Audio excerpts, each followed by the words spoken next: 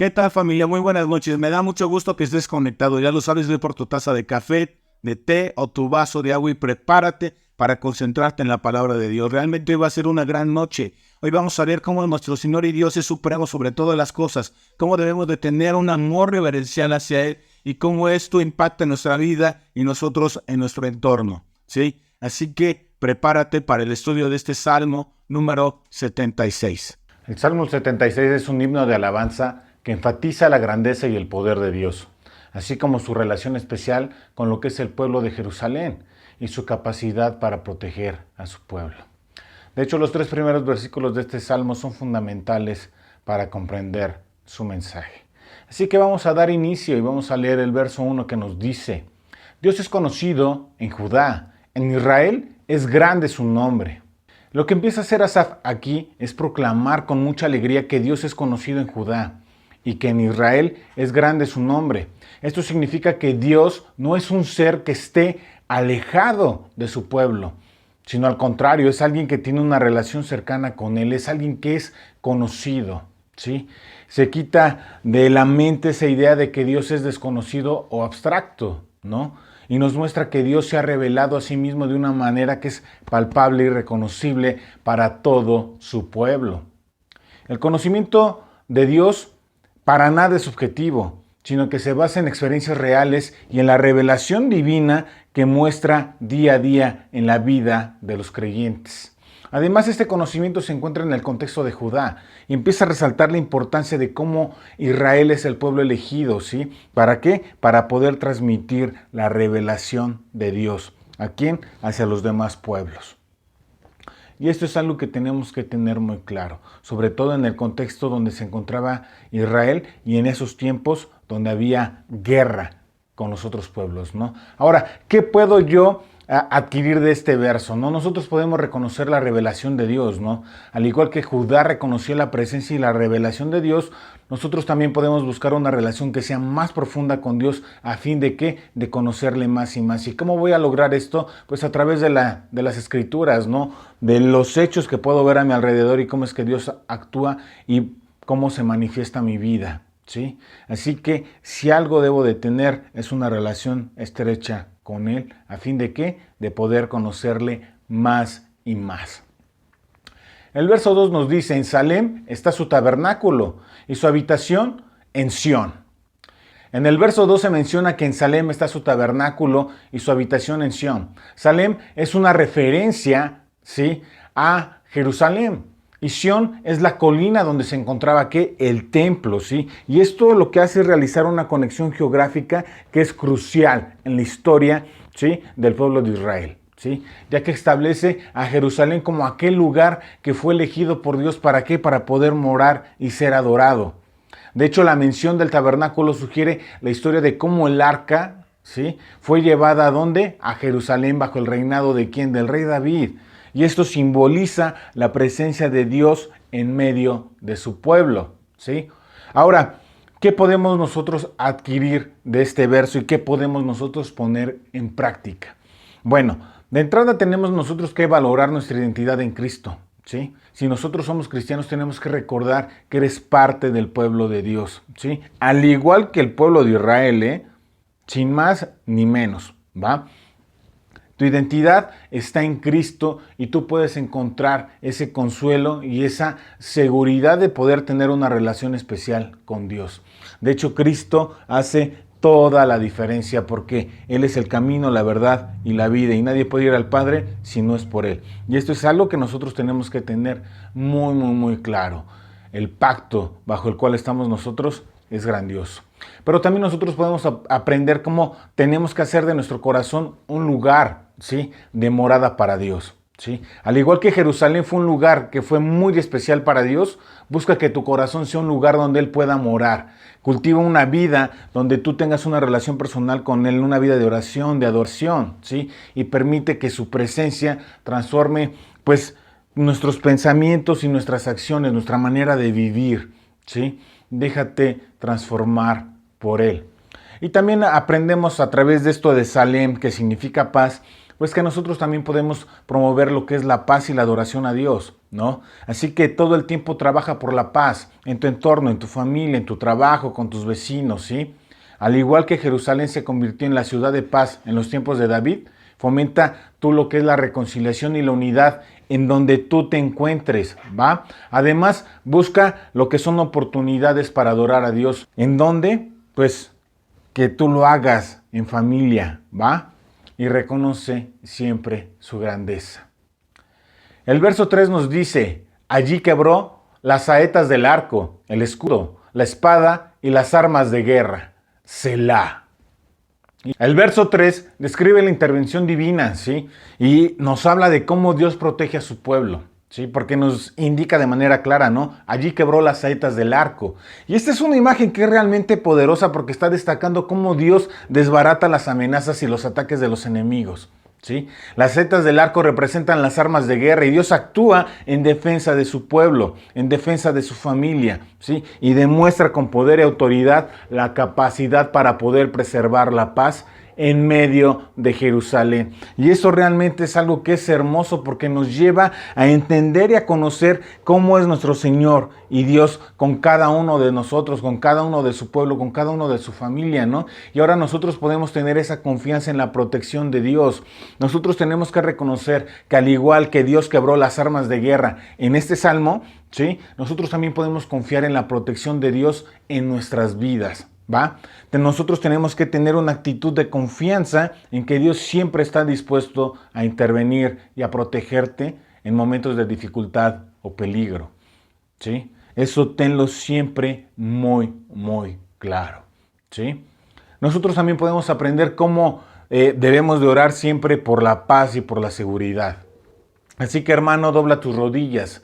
Ora regularmente por la paz en tu vida y en el mundo, en tu entorno, ¿va? Pídele a Dios que intervenga en situaciones de conflicto y que quebrante las armas de guerra, ¿sí?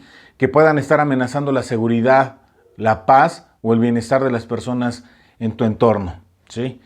Pídele a Dios que Él sea ese agente de paz que tanto necesitamos y también que tú te puedas convertir en un agente de paz. En lugar de estar buscando pelea, busca la paz, la unidad, ¿va? Siempre. No confíes tampoco en tus propias fuerzas. Nosotros tenemos que reconocer que nuestra propia fuerza, que nuestros recursos, pues realmente son limitados, ¿sí? Así que evita depender únicamente de tus habilidades o de tus recursos para poder resolver los problemas. Nosotros tenemos que, en cambio, buscar la sabiduría y la dirección de Dios en cada una de nuestras decisiones, pero sobre todo en nuestras acciones, ¿sí? Seamos sabios, tómate de la mano de Dios y hazle caso, ¿sí? Es lo único que necesitamos hacer, hacerle caso, ser obedientes a lo que Él nos enseña, nos aconseja y nos guía. El verso 4 nos dice, glorioso eres tú, poderoso más que los montes de Casa. Y este verso lo que hace es comparar la gloria y la majestuosidad de nuestro Señor y Dios, ¿sí? Y es que realmente los montes de Casa eran considerados los lugares de gran... ¿Y qué es lo que está pasando aquí? Esta comparación resalta la supremacía de nuestro Señor y Dios sobre todas las maravillas de la creación, ¿sí? Y esto es algo que nosotros podemos entender. En lugar de buscar la grandeza en la naturaleza o en los logros humanos, el Salmo nos está instando a reconocer que la verdadera gloria y majestuosidad de nuestro Señor y Dios se encuentran visibles, ¿sí? ¿Para quién? Para cada uno de nosotros. Y eso nos debe de llevar a cada uno de nosotros a practicar, ¿no? A contemplar la grandeza de Dios. Nosotros debemos de dedicar tiempo para reflexionar y meditar sobre la grandeza de Dios. Debemos de contemplar la majestuosidad de su creación, desde esos paisajes naturales que son súper hermosos hasta los fenómenos celestiales. Observa cómo la grandeza de Dios supera cualquier cosa que nosotros podamos encontrar en la creación. Y también somos llamados a expresar siempre gratitud. Así que expresa tu gratitud a Dios. ¿Por qué? Por su grandeza, por su majestuosidad. Y hazlo siempre en tus oraciones. Cuando tú estés alabando y adorando a Dios, siempre agradécele por las maravillas de la creación y por su presencia que nosotros tenemos en nuestra vida. Porque es realmente hermoso poder contar con su presencia, con su amor, con su misericordia, con su gracia, que es majestuosa, excelsa sobre todas las cosas. Tener gratitud nos va a ayudar a mantener una perspectiva que siempre está centrada en Dios, donde Dios siempre es lo más importante. Así que seamos agradecidos con Él en todo tiempo y en todo momento, hermano. También nosotros tenemos que hacer un esfuerzo por conocer a Dios. Nosotros tenemos que dedicar tiempo para estudiar la palabra de Dios, para poder conocerle de una manera mejor. Así que abre tu Biblia, ¿sí? Y busca comprender la naturaleza de Dios, su carácter, su obra, ¿sí? Y cuanto más le conozcas, más asombroso nos va a parecer. ¿Por qué? Porque le conocemos más y más. Siempre, ¿sí? Así que presta atención a los estudios que hay en Familia de Dios, ¿sí? Pon atención a los devocionales y vas a poder reconocer la majestuosidad y la grandeza de nuestro Señor y Dios. También el verso nos está llamando a compartir nuestra admiración por Dios. Así que siempre comparte tu asombro por la grandeza de Dios con otras personas.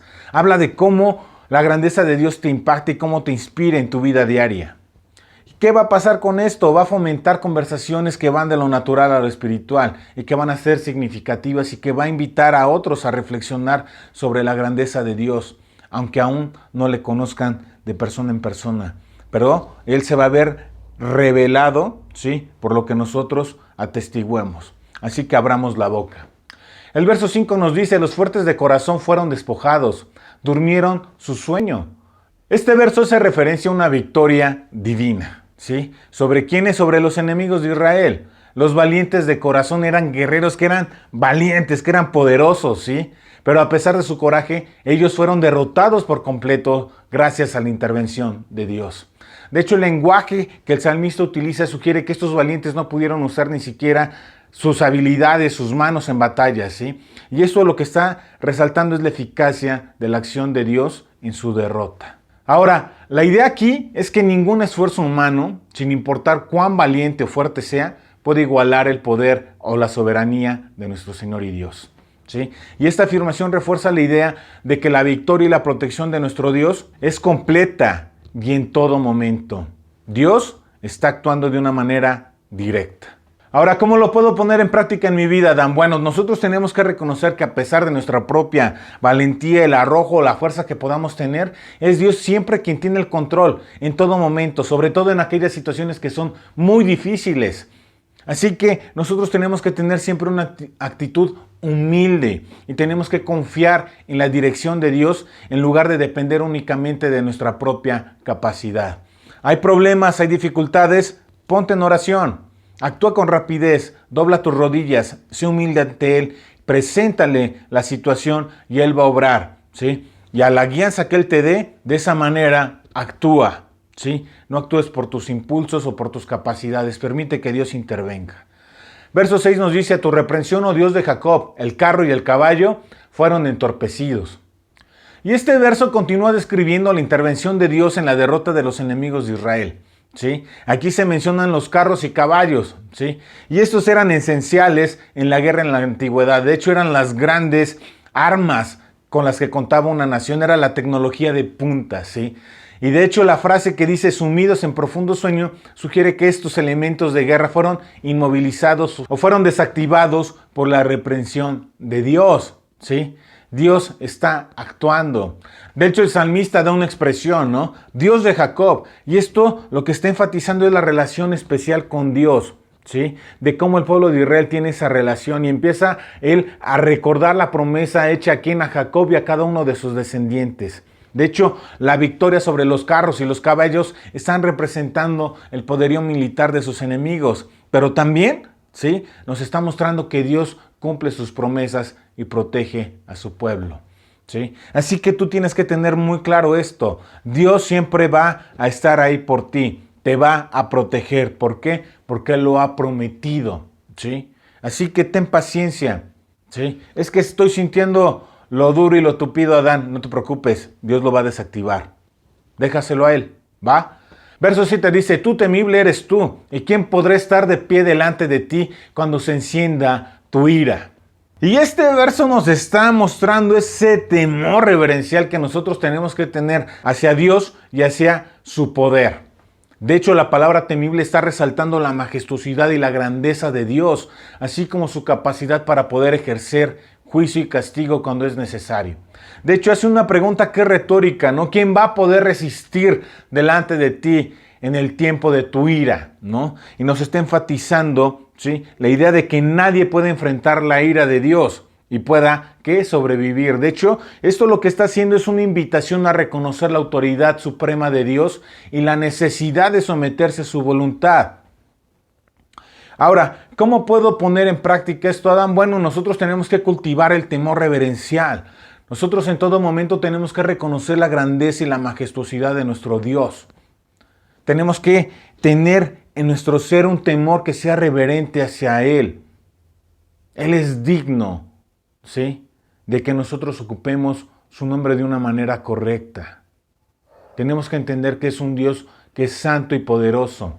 Y ese temor no implica miedo, ¿sí?, ni tampoco te va a paralizar, sino es un profundo respeto, un gran amor y una admiración. ¿Por qué? Por su soberanía. Eso es lo que nosotros tenemos hacia nuestro Dios. Así que también eso nos lleva al siguiente paso, ¿a qué? A ser humilde, a reconocer nuestras limitaciones, a depender de Dios. Practiquemos la humildad, ¿sí?, al reconocer que Dios en comparación con nosotros es supremo, ¿sí? Nosotros somos frágiles y necesitamos siempre de su gracia y de su guía en nuestra vida. Pero también vive con integridad, procura vivir una vida que sea coherente con lo que pensamos, con lo que creemos, con nuestros valores que hemos adoptado en Cristo. Y esto incluye tomar buenas decisiones, que siempre sean correctas, que reflejen un buen testimonio y cómo Dios muestro yo esa reverencia a Dios en mi vida, en mi diario vivir. También temor reverente nos debe de llevar a practicar el arrepentimiento. Si hemos cometido algún error o algún pecado, no debemos de dudar nunca en buscar el perdón de Dios a través del arrepentimiento. Así que, hermano, reconoce tus faltas, arrepiéntete sinceramente y busca la restauración de tu relación con Dios. Siempre, hermano, no lo dejes para después, hazlo día a día. Y eso también nos debe de llevar a algo muy importante, ¿no? Y como lo hemos visto incluso con Juan, ¿no?, nosotros debemos de agradecer nuestra salvación. Agradece a Dios por la salvación que ofrece a través de Cristo Jesús. Reconoce que la ira justa de Dios fue satisfecha en la cruz con Cristo y que ahora podemos acercarnos a Dios con esa confianza y esa gratitud que solo Cristo puede darnos. Así que manos a la obra, familia. El verso 8 nos dice: desde los cielos hiciste oír tu juicio, la tierra tuvo temor y quedó suspensa. El salmista está destacando cómo Dios pronuncia su juicio desde los cielos. De hecho, la mención de los cielos está enfatizando la trascendencia de Dios sobre la creación. Cuando Dios actúa y habla, la tierra reacciona con temor y asombro. Y esta imagen sugiere que la manifestación del poder de Dios tiene un impacto profundo en la creación y que provoca un sentido de reverencia y de humildad. Así que siempre mostremos esa reverencia y esa humildad a Dios. Si la naturaleza lo hace, hagámoslo nosotros también. El verso 9 nos dice: cuando te levantaste, oh Dios, para juzgar, para salvar a todos los mansos de la tierra, Selah. Y este versículo nos muestra cómo hay esa intervención de Dios, ¿no? Hay juicio y hay salvación. Cuando Dios se levanta para juzgar, su propósito es salvar a los mansos de la tierra, ¿sí? Los mansos son aquellos que son humildes y que confían en Dios, que han depositado su fe en Cristo. De hecho, esta declaración enfatiza el carácter justo y redentor de nuestro Señor y Dios. Y marca, ¿no?, una pausa, ¿no?, el Selah, que nos está invitando aquí a reflexionar sobre la importancia de este mensaje. Y ahora, ¿cómo podemos practicar esto? Nosotros tenemos que ser una persona que siempre sea mansa, que sea humilde, ¿sí?, con el trato hacia los demás. Tenemos que practicar la compasión, la misericordia, ¿sí? Así que busca la justicia en tu entorno, con aquellos que te rodean, ¿sí? Pero siempre muestra esa compasión, esa humildad, esa mansedumbre en todo tiempo. Debemos de confiar que Dios está trabajando. ¿Para qué? Para salvarnos y para salvar también a quienes nos rodean, ¿sí? Y para ello, nosotros también somos esos agentes de cambio, ¿sí? Así que impacta tu entorno hablando el Evangelio de Cristo. nosotros también podemos aprender de este verso que tenemos que abrazar lo que es la redención. Tenemos que reconocer que Dios no solo juzga, sino que también está ofreciendo salvación y redención a cada uno de nosotros, ¿sí? Así que acepta el perdón y la gracia de Dios en tu propia vida y comparte el mensaje de la salvación con otras personas, ¿va? También nos invita a orar por la gente que nos rodea. Dedica tiempo en tus oraciones a interceder por aquellos que están enfrentando dificultades, injusticias o que aún necesitan esa relación con Dios. Pide a Dios que esté interviniendo en sus vidas, ¿sí? Que su mensaje los pueda impactar.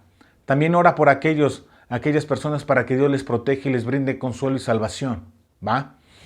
Nosotros tenemos que impactar con nuestros hechos a aquellos que nos rodean, siempre, siempre. Tenemos que ser un buen testimonio, un testimonio vivo, ¿sí? Que se presente en la vida de las demás personas y puedan conocer a Dios por nosotros. También nos invita a vivir con esperanza. Siempre debemos de mantener una actitud de esperanza y de confiar en que Dios está trabajando para salvar a las personas, ¿sí? Para salvar a los mansos de la tierra. Tenemos que reconocer que a pesar de las dificultades que nosotros estemos enfrentando, Dios tiene el poder para cambiar las circunstancias y traer esa redención a la vida de las personas, ¿sí? Siempre, siempre. Y este término de redención es algo como estaba echado a perder, estaba mal, ¿sí? Y Dios lo limpia, ¿sí? Lo transforma y lo presenta como nuevo. Es algo que es hermoso. El verso 10 nos dice, ciertamente la ira del hombre te alabará, tú reprimirás el resto de las iras. Este versículo sugiere que en contraste con la ira humana, la ira de Dios tiene un propósito divino, ¿sí? Y siempre redentor, ¿sí? Las pasiones humanas como la ira a menudo conducen a destrucción y al conflicto. Sin embargo, en el caso de Dios, su ira siempre se manifiesta de una manera que es justa y que es controlada. Dios toma medidas precisas y sabias en su ira. ¿Para qué? Para poder cumplir sus propósitos. Y este verso nos está mostrando cómo a pesar de que Dios tiene ira, Dios siempre está preservando una reserva de misericordia y de gracia para su pueblo, ¿sí? Para su familia, para los suyos, ¿sí? Y esto, cuando nosotros lo entendemos, es realmente esperanzador, alentador y nos llena de gran gozo. Pero siempre busquemos tomarnos de la mano de Dios, vivir bajo su guía y en obediencia a Él. ¿Cómo lo puedo practicar? Debemos de controlar nuestras propias emociones, ¿sí? Siempre, especialmente la ira. Tenemos que resolver los conflictos de una manera pacífica, compasiva. Tenemos que reconocer que la ira humana, ¿sí? Nunca se va a comparar con la ira justa y controlada de Dios. Por lo tanto, tengo que tomar buenas decisiones. La palabra de Dios nos dice, airaos, pero no pequéis, ¿sí? Puedes tener la emoción, pero no puedes ejercer acción, ¿sí? Contrólate, ¿sí? Verso 11 dice, prometed y pagad a Jehová vuestro Dios. Todos los que están alrededor de él traigan ofrendas al temible. Este verso llama a la respuesta adecuada de la adoración y la reverencia a Dios. Nos está invitando a las personas a hacer votos y a cumplir las promesas que hemos hecho nosotros a Dios, ¿sí? Siempre. También nos está exhortando a ofrecer ofrendas a quien al temible y enfatiza la importancia de reconocer la grandeza y la majestuosidad de Dios, ¿sí?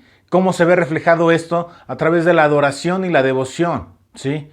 Y esto realmente es una respuesta que es apropiada al poder y la justicia de Dios, así como su misericordia y su gracia. Así que, hermano, siempre cumple tus promesas y compromisos con Dios, ¿sí? Si dices que vas a hacer algo, cúmplelo, ¿sí? No retardes la respuesta, ¿sí? Si tú has hecho un compromiso con Él, es mejor que lo cumplas, ¿va? También tienes que dedicar tiempo a la adoración y a la alabanza en tu vida, siempre, de manera diaria. Y también debemos de considerar siempre dar ofrenda y servicio en la iglesia, ¿sí? Y esto tiene que ser como una expresión de devoción a nuestro Señor y Dios. Porque yo le reconozco, ¿sí? Como mi Señor, ¿sí? Soy obediente a Él, a su palabra, a su llamado, a las tareas que Él me ha puesto, ¿sí? Y cumplo. No dejo las cosas botadas, cumplo. Verso 12 dice, cortará Él el espíritu de los príncipes. Temible es a los reyes de la tierra. Este versículo está destacando la autoridad y el poder supremo, ¿sí?, de nuestro Dios sobre cualquier líder y gobernante en el mundo, ¿sí? Aunque los príncipes y los reyes de la tierra pueden ejercer una autoridad que es temporal, su poder siempre va a ser limitado en comparación con la de nuestro Señor y Dios, siempre, en todo tiempo, en todo momento, ¿sí? Ahora, nos muestra el verso que Dios puede quitar, ¿sí?, o influir en el espíritu y en el juicio de los líderes humanos según sus propios propósitos. Y esto nos recuerda que en última instancia, ¿sí?, Dios es el gobernante soberano sobre todas las naciones. Él pone y Él quita, ¿sí? Y Él sabe qué líder necesita cada nación, de acuerdo siempre a su propósito. Ahora, nosotros debemos de practicar esto como reconociendo a la autoridad suprema de Dios sobre todos los líderes y gobernantes. Pero también es una invitación para orar por los líderes de nuestro país y buscar vivir en obediencia con las leyes que hay en el país, pero sobre todo con los principios de Dios en nuestra vida, ¿sí? Así que seamos un buen testimonio, ¿sí?, de cómo debe de vivir un cristiano en este mundo. Porque esto va a reflejar la grandeza, el poderío, la soberanía y la majestuosidad de Dios en nuestra vida, ¿sí? Si Dios es el Rey en el trono de tu corazón, vas a dar siempre un gran testimonio, ¿sí? Así que permitamos que Él adopte ese lugar, ¿sí?, que Él se pueda mostrar siempre como nuestro Señor y Dios en todo momento. Así que, hermano, ya sabes qué hacer. Siempre reconoce la grandeza, la majestuosidad y el poderío de nuestro Dios. Recuerda tener siempre un temor reverente hacia Él, ¿sí? No es un temor paralizante, ¿sí?, sino es un temor que muestra siempre nuestra admiración hacia nuestro Señor y Dios y que comprendemos, ¿sí?, quién es Él. Siempre todo con amor, ¿sí?, porque le amamos sobre todas las cosas. Amén. Esto ha sido una gran noche, hermano. Que Dios te bendiga. Bye.